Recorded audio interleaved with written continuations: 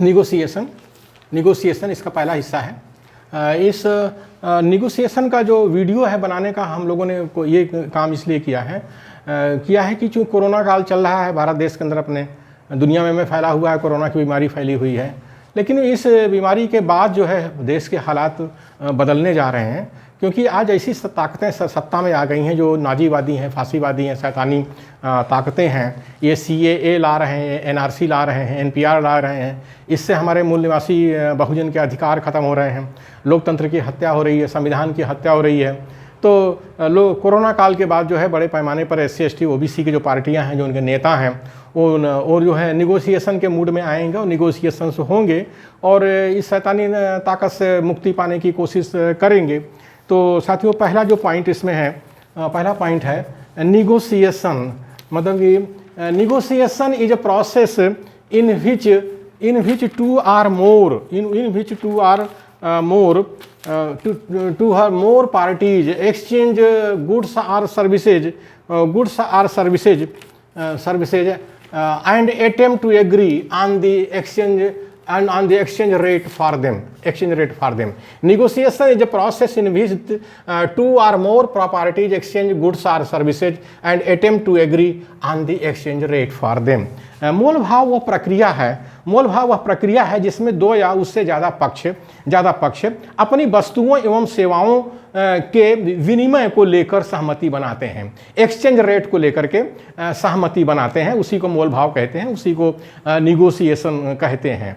Second point है साथियों, bargaining strategies, मतलब डिस्ट्रीब्यूटिव बार्गेनिंग है फर्स्ट, सेकंड है इंटीग्रेटिव बार्गेनिंग। इसका मतलब हुआ मोल तोल की रणनीति। तो पहला है डिस्ट्रीब्यूटिव बार्गेनिंग, मतलब बंटवारे वाली मोल तोल है। सेकंड है समाहित करने वाली मोल तोल, यानी इंटीग्रेटिव बार्गेनिंग है। तो ये जो समाहित करने वाली मोल तोल होती है इसको ज़्यादा अच्छा माना जाता है।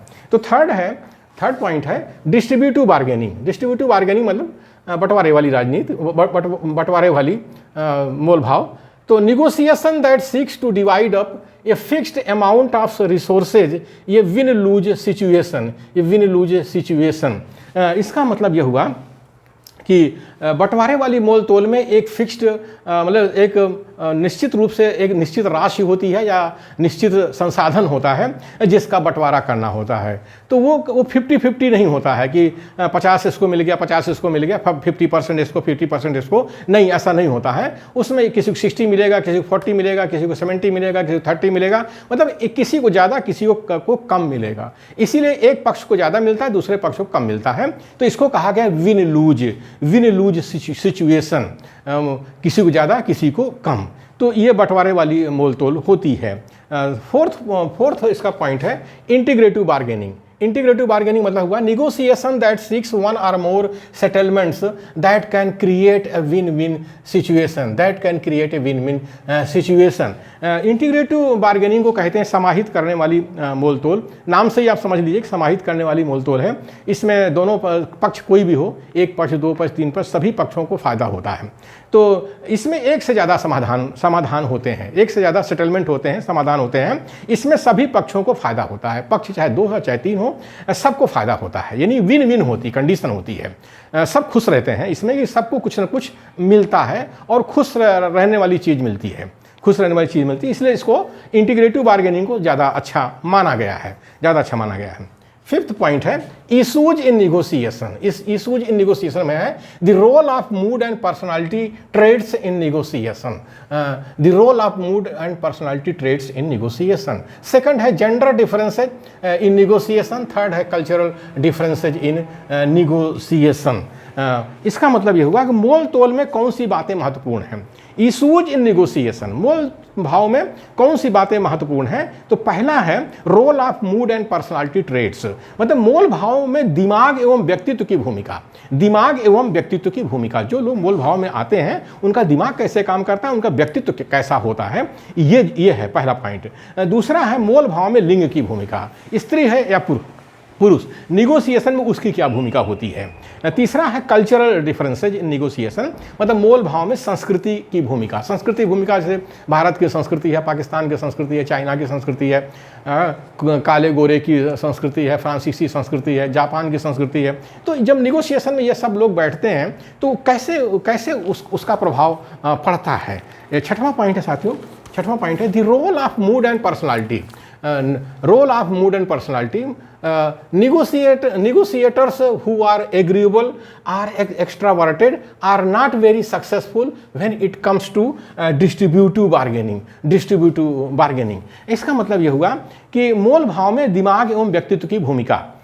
जो ज़्यादा खुले दिमाग वाले होते हैं, सामाजिक भी होते हैं, वो बंटवारे वाली मोल तोल में ज़्यादा सफल नहीं होते हैं।